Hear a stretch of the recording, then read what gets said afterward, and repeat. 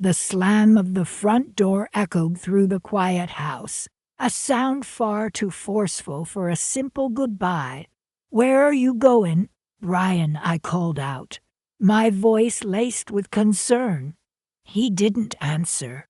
I heard the hurried thumping of footsteps on the stairs, the rustling of fabric as he pulled clothes from drawers. This wasn't like him. He usually told me where he was going, especially when it was this late.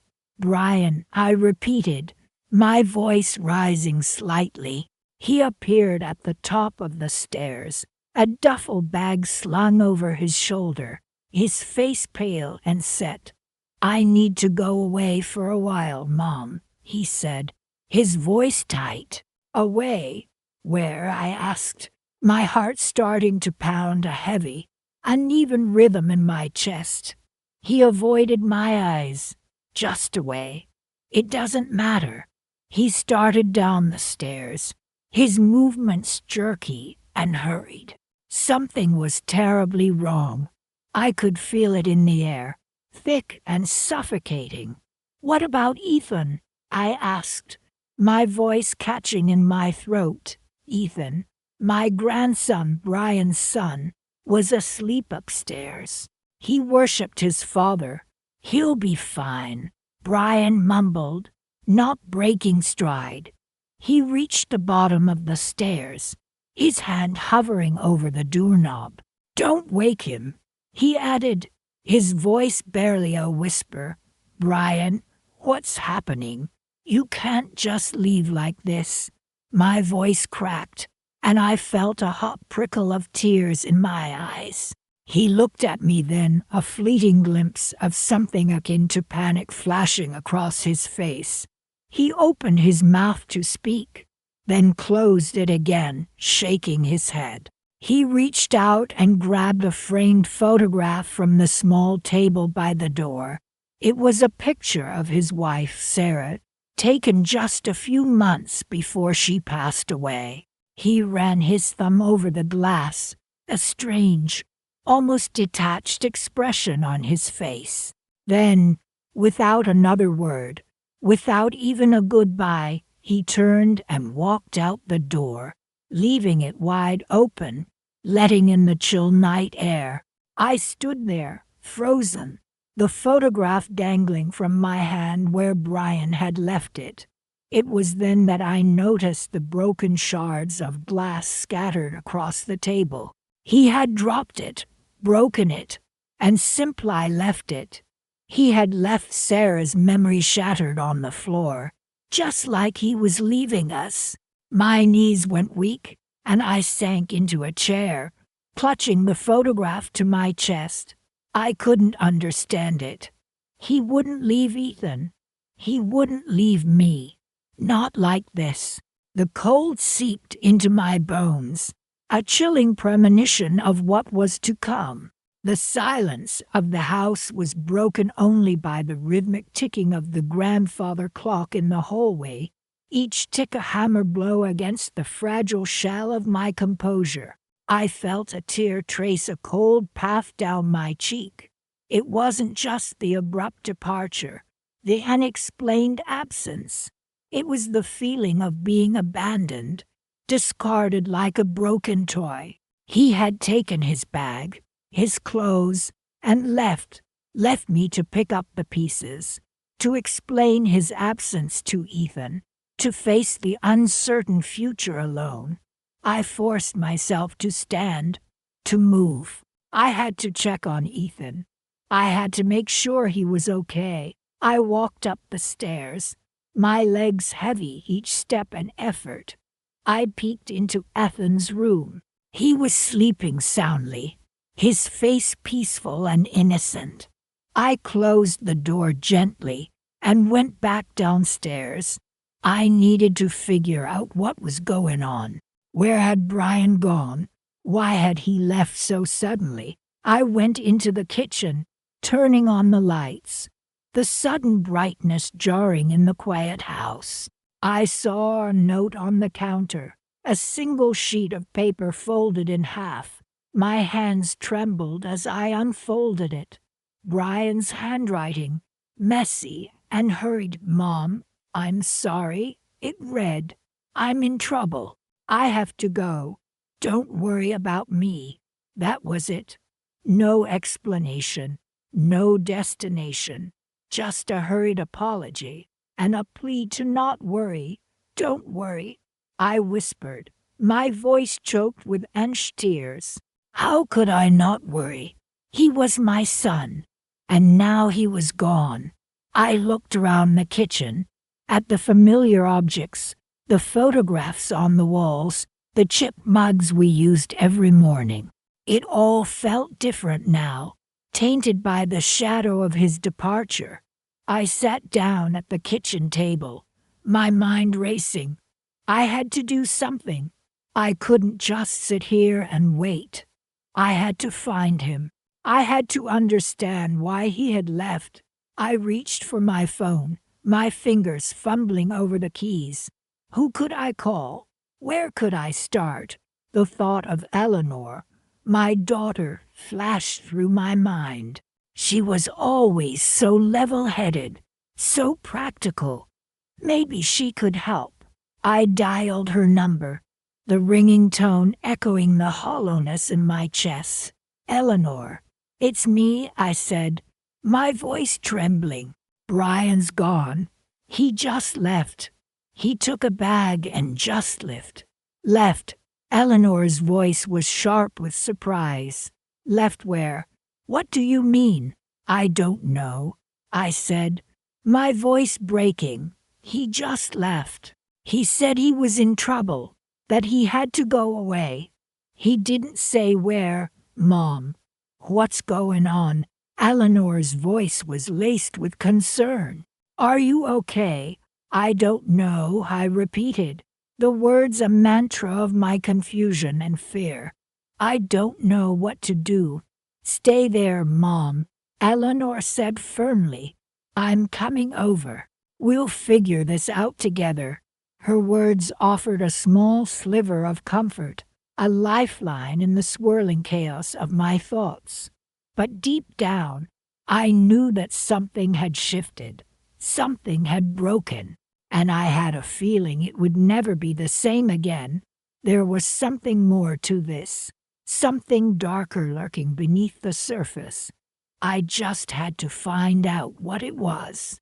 I had to, for Ethan, for myself, for the memory of Sarah, whose picture lay shattered on the floor, a silent testament to the fracturing of our family. The thought hardened my resolve. I wouldn't let this break us. I would find Brian, and I would get answers. Rain lashed against the kitchen window, mirroring the storm raging inside me. Ethan sat across the table, his young face pale in the dim light. He pushed a crumpled bank statement across the table. "Grandma," he began, his voice barely a whisper. I checked our account online. I already knew what was coming. My son, Brian, had promised to deposit money to cover the bills. It's gone, Grandma. There's only $12 left. $12. After a lifetime of careful saving, after scrimping and saving every penny, $12 was all that remained. My hands trembled as I picked up the statement. It felt like a physical blow, a punch to the gut that stole my breath. How could he?" I whispered, more to myself than to Ethan. "Brian, my own son, had stolen everything. Our life savings, gone. The money meant for Athens' college fund, vanished. Even the small nest egg I'd put aside for my retirement, plundered." "It's worse, Grandma," Ethan said quietly, his eyes avoiding mine. He looked so small, so burdened by a weight no 13-year-old should have to carry. He hesitated, then continued. I looked at the transaction history. Dad, he transferred most of it to another account. I managed to nod, my throat tight with tears. Whose account? I asked, though a sickening premonition already coiled in my stomach. Samantha Vega, he mumbled, the name barely audible. Samantha Vega, Brian's girlfriend, the woman he'd left us for, the woman who'd whispered promises of a better life, a life that apparently didn't include his mother or his son. Silence descended, heavy and suffocating. The rhythmic drumming of the rain against the window pane was the only sound in the small, suddenly empty-feeling kitchen. $12. How was I supposed to feed Ethan, pay the rent, keep a roof over our heads? I looked at my grandson, his shoulders slumped, his gaze fixed on the table. He seemed to have aged 10 years in the past few hours. "Grandma," he said finally, looking up at me with an expression I couldn't quite decipher. "There's something else." My heart sank. What more could there possibly be? What fresh hell awaited us? Dad, he's been doing this to other people too? Ethan continued, his voice low and steady. I found some emails, hidden on his old laptop. He and Samantha, they've been running some kind of investment scheme. They promise people huge returns. But the money just disappears. I stared at him, trying to process the enormity of his words. Not only had Brian stolen from his own family, but he'd been preying on others as well, deceiving them, robbing them of their hard-earned money, just like he'd robbed us. A wave of nausea washed over me. The image of Brian, the sweet, loving boy he once was, flashed before my eyes. How had he become this person, this thief, this con artist? How many people? I asked, my voice trembling. Ethan shrugged. I don't know. A lot. The emails, they talk about offshore accounts, shell corporations. It's complicated. He looked up at me, his eyes filled with a mixture of anger and sadness. "Grandma," he said, his voice firm despite the tremor in his hands, "we have to do something." We sat there for a long time, the rain still drumming against the window pane, the silence broken only by the occasional sniffle from Ethan. $12. It was a pittance, barely enough for a few meals, but it was also a symbol of Brian's betrayal, of our vulnerability, of the injustice we had suffered. And as I looked at Ethan, at the determination hardening in his young eyes, I felt a flicker of hope ignite within me. We might be down, but we weren't out.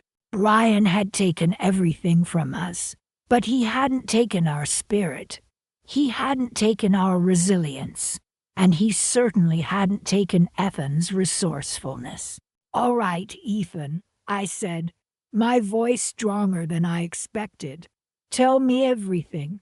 The rain continued to fall, but inside the small kitchen, a different kind of storm was brewing, a storm of resolve, of righteous anger, and of a quiet determination to reclaim what was ours, and maybe, just maybe, to help others who had fallen victim to Brian's greed. I didn't know how we would do it, not yet. But with only $12 to our name, and a burning sense of injustice in our hearts, we would find a way. I had a feeling things were about to get very interesting for Brian and his girlfriend. Something in Ethan's eyes told me he had an idea, and whatever it was, it wouldn't involve asking for help. The muted glow of Ethan's laptop screen illuminated the dust motes dancing in the air. "Grandma," he said quietly, his voice catching, "I've found something." I sat beside him on the bed, my heart heavy with the events of the day. Julian, Eleanor's fiancé, had been so condescending, practically sneering at me as he ushered us out of their house. "You understand, Elaine," he'd said, his voice dripping with false sympathy. "This is for the best. Eleanor can't have the stress right now." Stress. As if I was the problem. I swallowed the lump in my throat and focused on Ethan. He was all that mattered now. "What is it, sweetheart?" I asked, trying to sound encouraging. He turned the laptop so I could see. Rows and rows of figures, names, dates. It looked like some kind of spreadsheet. "I found this on Dad's old laptop," he explained, scrolling down. "He must have forgotten to wipe it." I squinted at the screen, trying to make sense of it. "What am I looking at, Ethan?" "It's a list of investors," he said, his voice shaking slightly. "People Dad convinced to invest in well, and nothing. Basically." My stomach churned. "Nothing," I repeated, dreading the answer. Ethan nodded. "He promised them huge returns, guaranteed profits. He even used some of your money, Grandma, from your pension." I felt a cold wave wash over me. My pension gone. "But how much?" I managed to whisper. Ethan pointed to a figure highlighted in red at the bottom of the spreadsheet. $387,000. I gasped, my hand flying to my mouth. Nearly $400,000 gone, stolen, by my own son. I closed my eyes, trying to fight back the tears that threatened to spill. "That was everything," I whispered, my voice choked with emotion. "Our life savings. Everything." Ethan put his arm around me. "I know, Grandma," he said softly. "I'm so sorry." I leaned against him, drawing strength from his small, comforting presence. He was just 13 years old, yet here he was, trying to console me after my own son had robbed us blind. "It's not your fault, Ethan," I said, forcing myself to speak. "It's his." He pulled back slightly, his eyes fixed on the screen. "There's more," he said, his voice barely above a whisper. "I traced some of the transactions. He didn't do this alone." My eyes snapped open. "What do you mean?" "He had help," Ethan explained, pointing to another name on the spreadsheet. Samantha Vega. The name rang a bell. Brian had mentioned her a few times, a business associate. He'd always been vague about what she did. Now, I understood. She helped him set up the fake investment scheme. Ethan continued. They funneled the money through offshore accounts, making it almost impossible to trace. Almost. But Ethan had traced it. My brilliant, resourceful grandson. I stared at the screen, my mind racing. Brian, Samantha, they had stolen everything from us, left us with nothing. Julian's dismissive words echoed in my ears. Stress. He had thrown us out like garbage, like we were an inconvenience. I felt a flicker of anger, a spark of something hard and cold in the pit of my stomach. It wasn't just sadness anymore. It was rage. Quiet, simmering rage. "Grandma," Ethan's voice broke through my thoughts. "Look at this." He clicked on another file, and a new set of documents appeared on the screen. "These are emails between Dad and Samantha," he explained. "They talk about their plans, how they're going to split the money, how they're going to cover their tracks." I scanned the emails, my blood running cold. Their callous disregard for their victims, their gleeful anticipation of their ill-gotten gains. It was sickening. I looked at Ethan. his young face pale in the laptop's glow. He looked so small, so vulnerable, but there was also a steely glint in his eyes, a determination I hadn't seen before. "What are we going to do, Grandma?" he asked, his voice quiet but firm. I reached out and took his hand, squeezing it tightly. "We're going to get our money back," I said, my voice surprisingly steady. "And we're going to make them pay." Ethan's lips curved into a small smile. "How?" he asked, his eyes bright with anticipation. I looked at the incriminating evidence on the screen, at the names and figures that represented our stolen future. An idea began to form in my mind, a plan, hazy at first, but slowly taking shape. "I have a few ideas," I said, a flicker of something like hope, or maybe just cold, hard resolve, beginning to warm the icy fear in my chest. "We'll start with Samantha Vega." I met Ethan's gaze, and for the first time since Brian had left, I saw a glimmer of the future, a future where we might not only survive, but thrive, a future where justice, however delayed, would finally be served. We had nothing left to lose, except maybe, just maybe, everything to gain. The muted glow of Ethan's laptop screen painted his face in an eerie light. I sat on the edge of his bed, the springs protesting beneath me.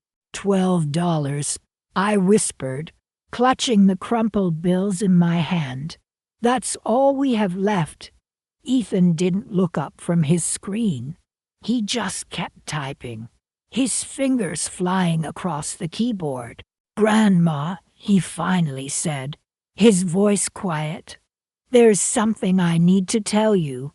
He swiveled the laptop round so I could see. My breath hitched in my throat.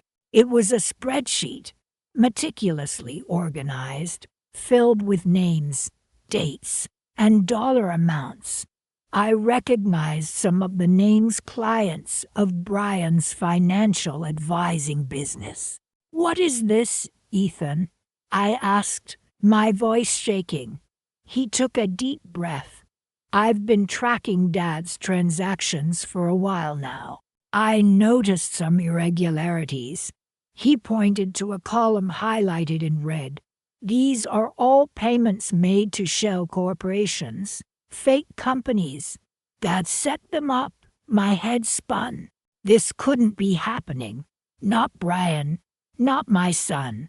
"He's been siphoning money from his clients," Ethan continued, his voice tight with a controlled anger I'd never heard from him before. "He funnels it through these fake accounts, then transfers it to Samantha Vega." Samantha Vega, the woman Brian had been spending so much time with, the woman he claimed was just a business associate. "It's a sophisticated scheme, Grandma," Ethan said. "He's been covering his tracks carefully, but I found the digital trail." I stared at the screen, the numbers blurring together. It was like a nightmare unfolding before my eyes. Brian stealing from his clients, Brian leaving his own mother and son with nothing. "How much?" I managed to ask, my voice barely a whisper. Ethan scrolled down the spreadsheet. The final number at the bottom was staggering. Hundreds of thousands of dollars, maybe even more. I haven't been able to track all of it yet, he admitted, but it's a lot, and it's still happening. He closed the laptop, the sudden click echoing in the quiet room. He looked at me, his young face etched with a seriousness that was far beyond his years. "I know you're hurting, Grandma. I am too." I reached out and took his hand, squeezing it tightly. The $12 in my other hand felt like lead weights. $12. Enough for a couple of meals, maybe. Certainly not enough to rebuild our lives. Not enough to undo the damage Brian had done. But looking at Ethan, at the fire in his eyes, I felt a flicker of something else. Not hope, not yet, but something akin to resolve. He had uncovered the truth. He had found the evidence. And in that moment, I knew deep down that we wouldn't let Brian get away with this. He's also been funneling money into offshore accounts. Ethan continued, breaking the silence. It's complex, but I'm tracing those too. It takes time, peeling back the layers of his deceit. He paused, looking thoughtful. The way he's structured these transactions, it's almost like he's been expecting to get caught. Like he's built in an escape route. He tapped a finger on the closed laptop, but he's sloppy, arrogant. He thinks he's smarter than everyone else. I looked at the laptop, then back at Ethan. He was just a boy, but there was a steeliness in his gaze, a determination that I recognized. It was the same look I saw in the mirror every morning, the look of someone who has been pushed too far, someone who is ready to fight back. What are we going to do, Ethan? I asked, my voice barely audible. He opened the laptop again, the screen illuminating his face. He started typing, pulling up a new document. It was a list. Names, addresses, phone numbers. This is just the beginning, Grandma, he said, a small smile playing on his lips. We're going to expose him. We're going to get our money back. And we're going to make sure he pays for what he's done. He looked at me, his eyes shining with a fierce intensity. And, he added, his voice dropping to a whisper, we're going to make sure Samantha Vega pays too. He turned back to his laptop, his fingers flying across the keyboard. The rhythmic clicking of the keys filled the room, a soundtrack to our quiet resolve. The $12 in my hand still felt heavy, but now, for the first time in days, I felt a glimmer of hope. It was a small spark, but it was there.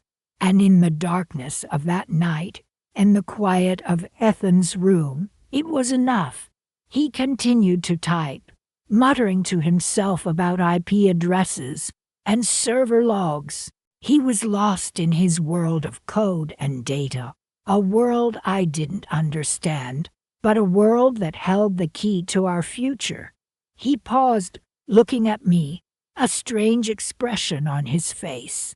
There's something else, Grandma, he said, his voice barely a whisper. Something bigger. Rain lashed against Ethan's bedroom window, mimicking the storm brewing inside me. He sat hunched over his laptop, the glow illuminating his face in the dim room. Grandma, he began, his voice barely above a whisper. I think I have a way to make things right. He swiveled the screen towards me, a complex web of documents and emails filling the display. My heart hammered against my ribs. What is all this, Ethan? I asked, my voice trembling. He pointed to a highlighted section of a financial statement. This is where Dad funneled the money, Grandma, through a shell corporation. He thought he was being clever, but he left a trail. My breath caught. This was more than just about the money Brian had stolen from us. The money that was supposed to be for Ethan's college fund. The money that was meant to secure our future. This was about something bigger, something darker. And this, Ethan continued, his finger tracing a line across the screen. This connects him to Samantha Vega. Samantha Vega. The name echoed in my ears, a serpent hissing in the dark. She was the head of investments at Stellar Finance, a highly respected firm. How is Brian connected to her? I asked, my mind reeling. Ethan took a deep breath. They've been working together, he explained, his voice tight. They've been running a sophisticated scam, targeting vulnerable investors. Dad was her inside man, using his charm and connections to lure people in. He clicked on another folder, a cascade of names and figures tumbling down the screen. These are some of the victims. I've been able to track down at least a dozen so far. I stared at the screen, a wave of nausea washing over me. My own son, a con artist preying on innocent people. It was almost too much to bear. But how did you find all this? I asked, my voice barely a whisper. Ethan gave a small, tired smile. Remember how Dad always underestimated me, how he thought I was just a kid glued to his computer games. His eyes flashed with a newfound determination. Well, he was wrong. I learned a few things. Coding, data analysis, things he never bothered to understand. He tapped a few keys, bringing up a different document. I've been documenting everything. Every transaction, every email, every lie. He scrolled through pages of meticulously compiled evidence, his face grim. It's all here, Grandma, enough to bring them both down. I sat there, speechless, as the enormity of what he'd accomplished washed over me. This boy, my grandson, the one Brian had so carelessly abandoned, had single-handedly unearthed a web of deceit that would have otherwise remained hidden. A flicker of hope ignited within me, a tiny spark in the darkness that had consumed my life for the past few weeks. What are you going to do with all this information? I asked, my voice filled with a mixture of fear and anticipation.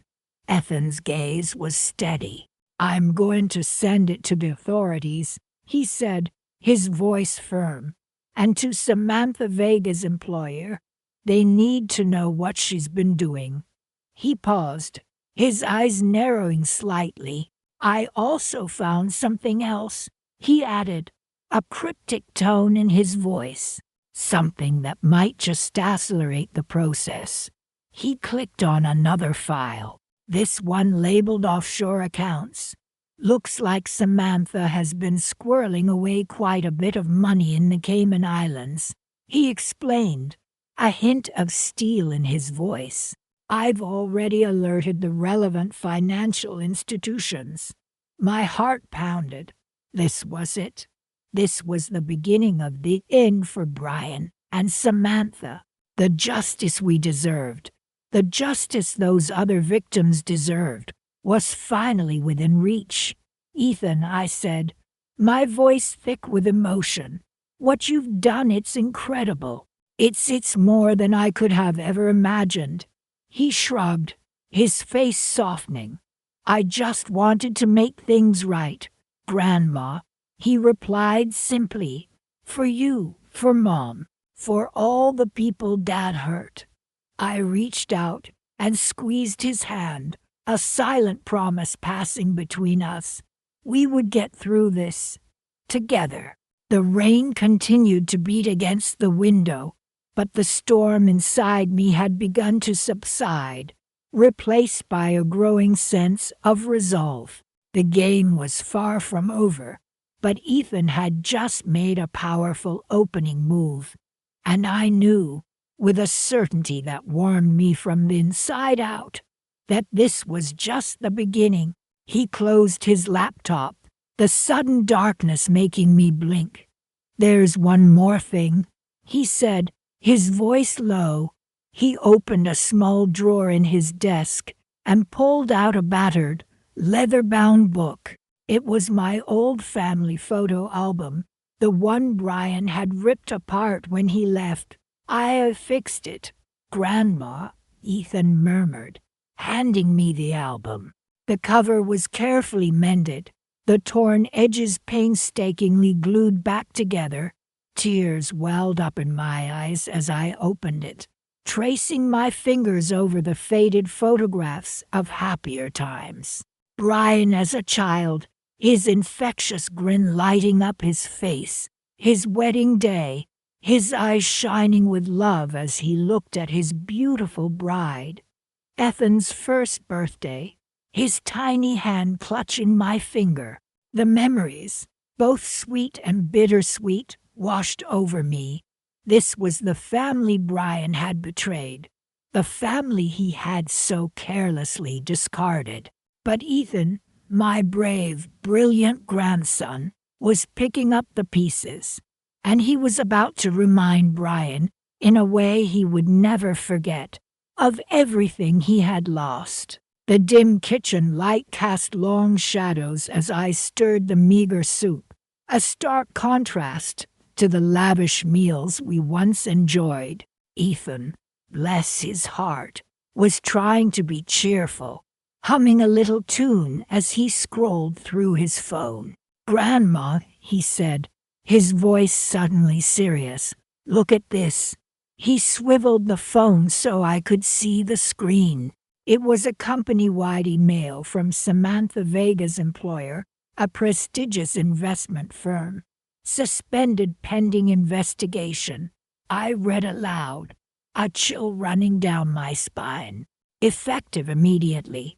Ethan's eyes met mine, a flicker of something I couldn't quite decipher in their depths. "It's starting," he murmured, more to himself than to me. I placed a hand on his shoulder, my heart a mixture of dread and a strange, unsettling satisfaction. "Are you sure about this, Ethan?" I asked, the words barely a whisper. "This is a big step. There's no going back." He nodded, his gaze firm. "Grandma, they took everything from us. Daddy broke his promise to Mom. He left us with nothing." He got up and paced the small kitchen, the linoleum cold beneath his bare feet. "Remember Mom's dream of opening her own bakery?" he asked, his voice thick with emotion. "She used to bake the most amazing cakes. Remember, chocolate with raspberry filling, your favorite?" I nodded, tears pricking my eyes. "She saved every penny, every tip from her waitressing job, for that dream," he continued, his voice rising. "And Dad, he just took it." He stopped pacing and faced me, his eyes blazing. "He used her money, our money, to fund his schemes with Samantha." He slammed his fist on the table, making me jump. "It's not fair, Grandma. It's just not fair." I pulled him into a hug, holding him tight as his body trembled. "I know, sweetheart," I whispered, stroking his hair. "I know." We sat in silence for a while, the only sound the gentle simmer of the soup on the stove. Then Ethan pulled away, wiping his eyes. "I have to make this right, Grandma," he said, his voice resolute. "For Mom, for us." He picked up his phone again, his fingers flying across the screen. I watched him, a mixture of pride and fear swirling within me.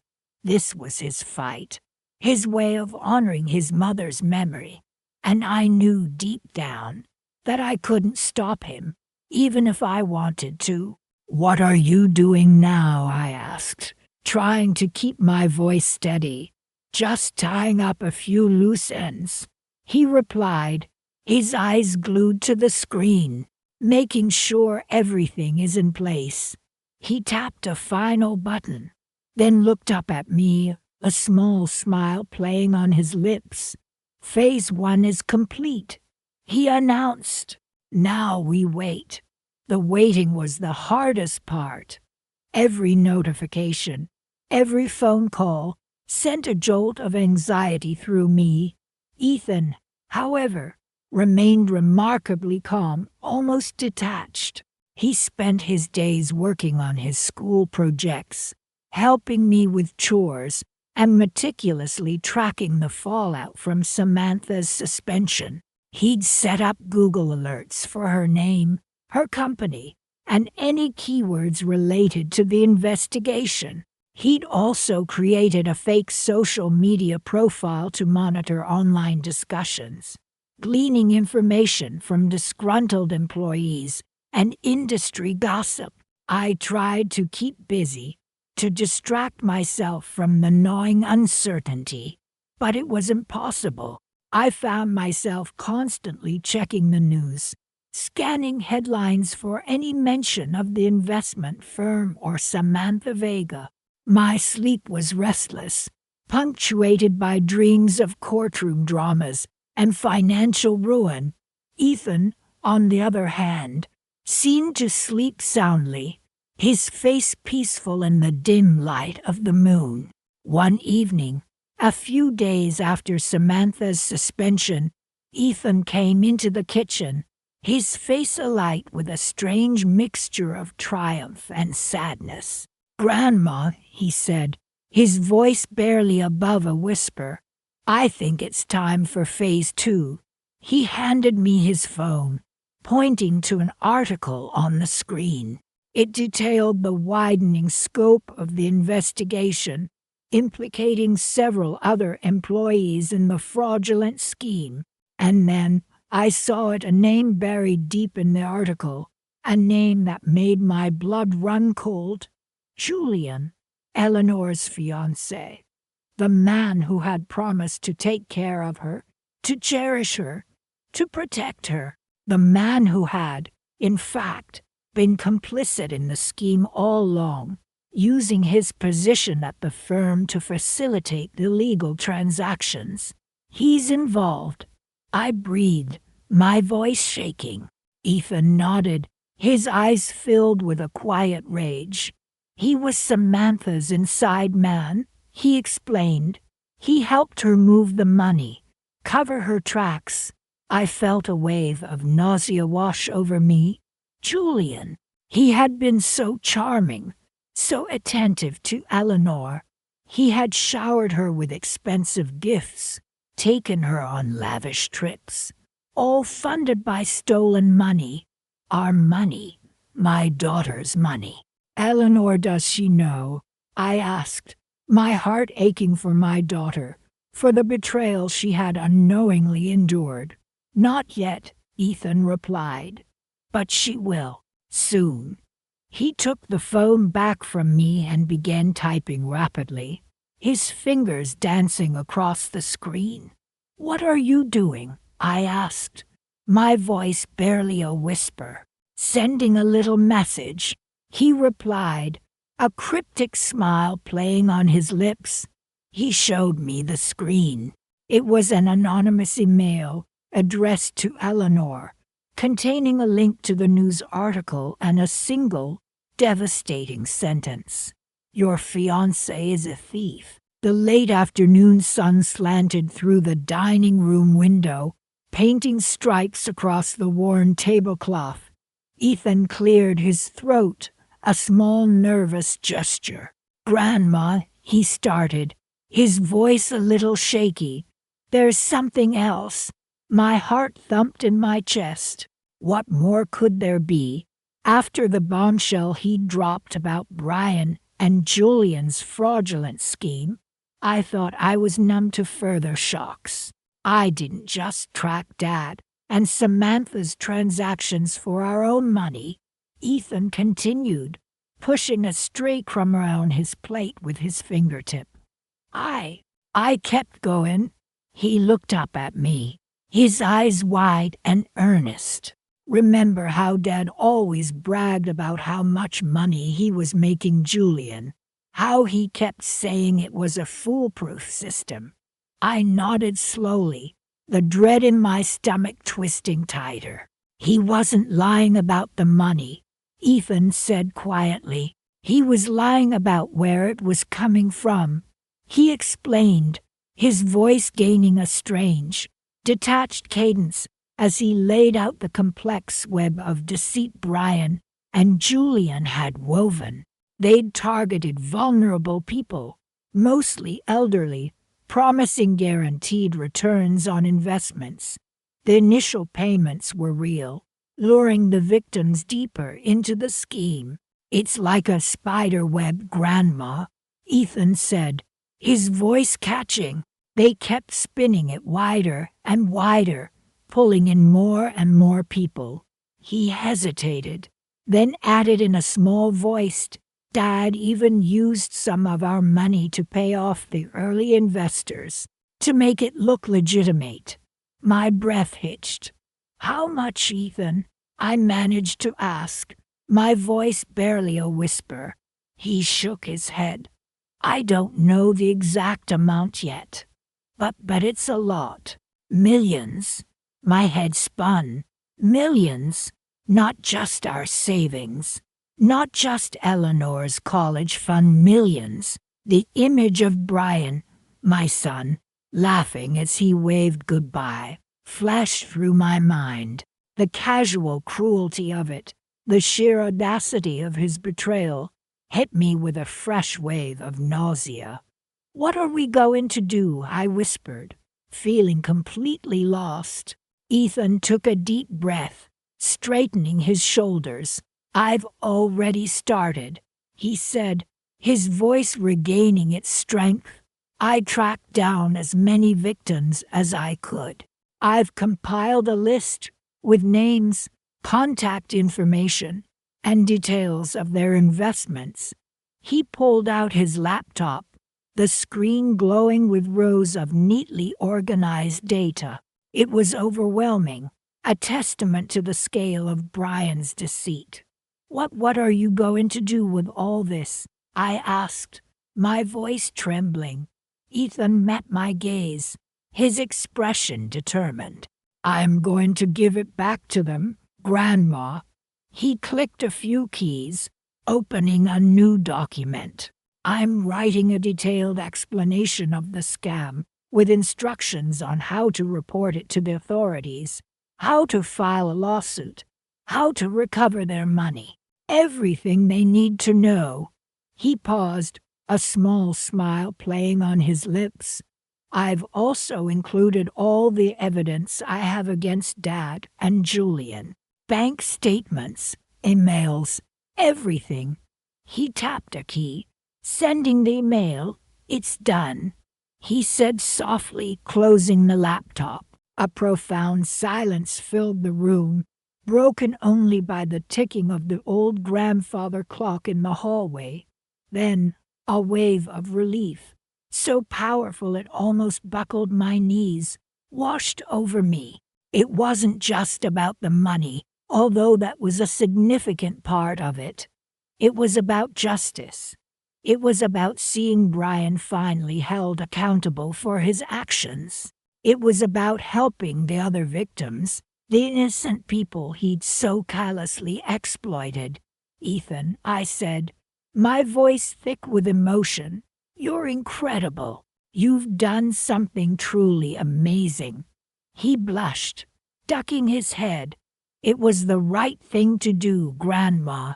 I reached across the table, taking his hand in mine. "I know," I said, squeezing his hand tightly. "And I'm so proud of you." We sat there for a long moment, holding hands, a quiet understanding passing between us. The setting sun cast long shadows across the room, but for the first time in weeks, I felt a flicker of hope. This wasn't the end, not by a long shot. Brian and Julian would face the consequences of their actions. The victims would have a chance to rebuild their lives. And Ethan and I we would find a way to move forward. Together. He looked at me, a mischievous glint in his eyes.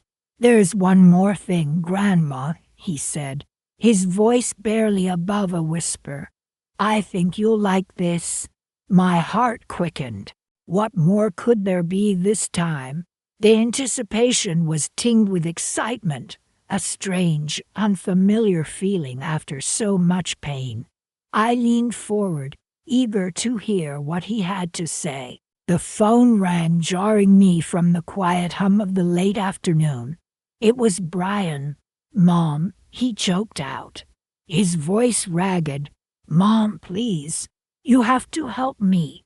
I almost hung up. After what he'd done, after abandoning Ethan and me, after stealing everything, but something in his voice stopped me. It wasn't the entitled whine I'd come to expect. It was genuine fear, desperation. "Brian," I said, my voice tight. "What is it?" He didn't answer right away. Just a series of ragged breaths, like he'd been running. Finally, he stammered. They froze everything. My accounts, my cards, everything. A cold wave washed over me. "Who froze them?" I asked, though a chilling premonition already whispered the answer. "The authorities," he whispered, the words barely audible. "They're investigating Samantha." My heart hammered against my ribs. Ethan. It had to be Ethan. He'd been so quiet, so withdrawn these past weeks, spending hours hunched over his laptop. I just assumed it was teenage angst, the fallout from his father's betrayal. Now, I realized he'd been working, meticulously gathering evidence, building his case. "They know," Brian continued, his voice cracking. "They know about the scheme, about the investments."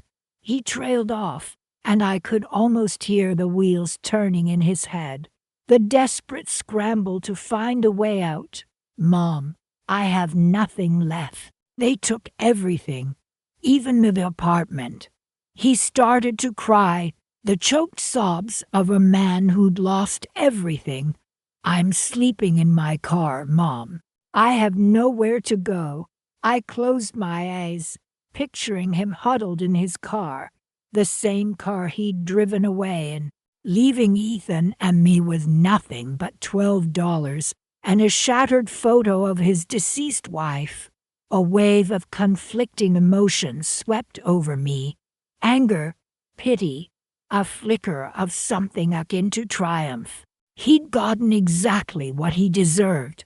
"What about Julian?" I asked, my voice flat. "Can't he help you?" A bitter laugh echoed through the phone. "Julian, he dumped Eleanor the second he heard the news. Said he couldn't be associated with this kind of scandal. He even took back the engagement ring." My hand tightened on the phone. So Julian, with all his talk of family and loyalty, had abandoned Eleanor the moment things got tough, just like Brian had abandoned us. "And Eleanor?" I asked, forcing myself to remain calm. "Is she all right?" She's furious," Brian said, his voice trembling. "She blames me for everything. She said she never wants to see me again." Silence hung heavy between us. The only sound was Brian's ragged breathing.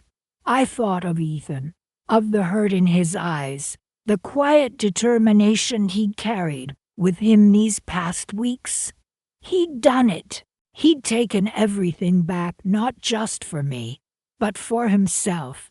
"Brian," I finally said, my voice steady, "you made your choices.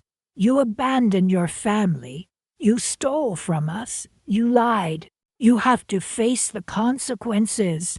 He pleaded with me, his voice rising in desperation. "Mom, please, I'm your son. You can't just leave me like this." But I could. I had to.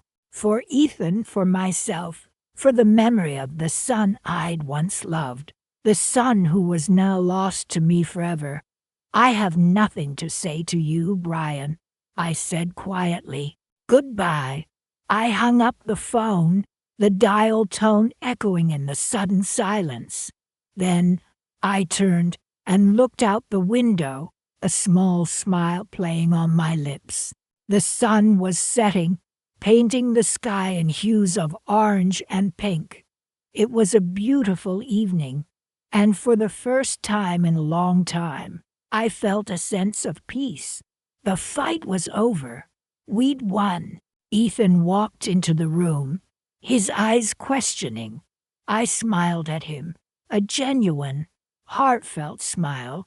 "It's done," I said. "It's all over." He nodded, a small smile spreading across his face. He knew exactly what I meant. He'd taken back everything Brian had stolen, and more. He'd secured our future, ensured our safety, and brought his father to justice. He'd done it all quietly, methodically, with a strength and resilience I never knew he possessed. And as I looked at him, standing tall and proud in the fading light, I knew that we would be okay. We had each other, and that, I realized, was more valuable than anything Brian could ever have taken from us.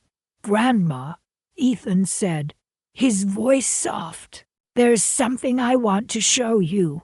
He led me to his laptop, and as I looked at the screen, my breath caught in my throat. It was a bank statement, with a balance so large it made my head spin.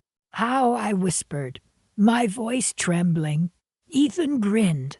"Let's just say," he said, his eyes twinkling, "Brian wasn't the only one who knew how to play the game.